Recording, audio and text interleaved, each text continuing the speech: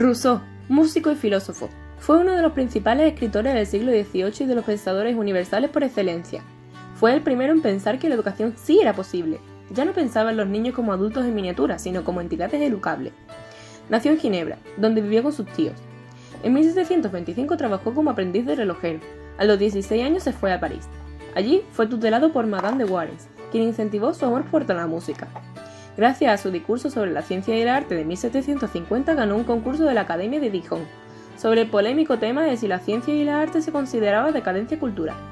Esto provocó un lanzamiento en su carrera como autor, pero tuvo que abandonar Francia por su impopularidad. En sus últimos años, escribió la mayoría de sus obras personales e íntimas, como Confesiones y El Emilio, muy relacionadas con la educación. Los ataques con los Voltaire le alejaron de su vida pública y se aisló en Francia. Allí, fallece el 2 de julio de 1778. Pestalozzi nació en Zúrich en 1746.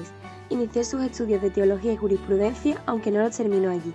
A causa de su activismo político, lo encarcelaron, y eso lo llevó a tomar conciencia de las desigualdades que había entre el campo y la ciudad, puesto que solo los niños de ciudad tenían derecho a ir a la escuela. Fundó una fábrica en Neuhof, donde, a través de un oficio, proporcionaba aprendizaje a los niños pobres del campo, pero fracasó. Pestalozzi fue uno de los pedagogos más influyentes de la modernidad pedagógica. Buscaba la reforma educativa y social a través de las instituciones educativas, que debían ser más igualitarias y democráticas, de manera que los niños del campo también pudieran gozar de recibir una educación. Además, consideraba que el modelo educativo debía basarse en el principio de naturalidad, es decir, el desarrollo de las capacidades del niño.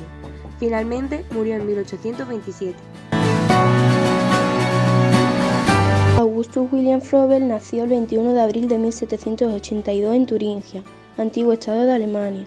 Fue un pedagogo muy importante del siglo XVIII, además de creador de los jardines de infancia, también conocidos como kindergarten. Federico fue el menor de sus 6 hermanos. Su padre era pastor protestante y su madre falleció 9 meses después de su nacimiento. Tras pasar por diversas universidades en su época de estudiante, en 1979 fue mandado por su padre a estudiar la naturaleza.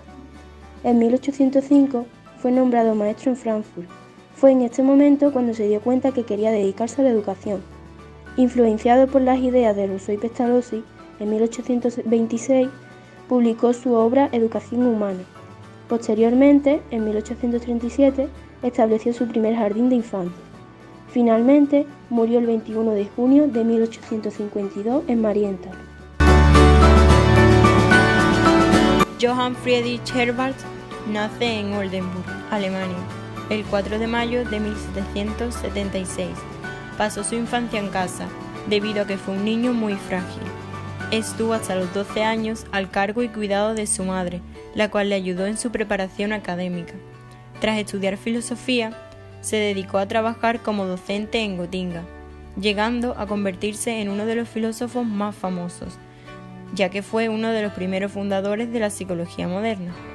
Acabó decantándose por la pedagogía, gracias a Pestalozzi, donde también tuvo un gran éxito por centrarse en el interés de los niños y por primera vez tenerlos en cuenta. Finalmente, su trayectoria de vida se acabó a los 65 años, con un perfecto estado de salud, pero debido a un accidente cerebrovascular.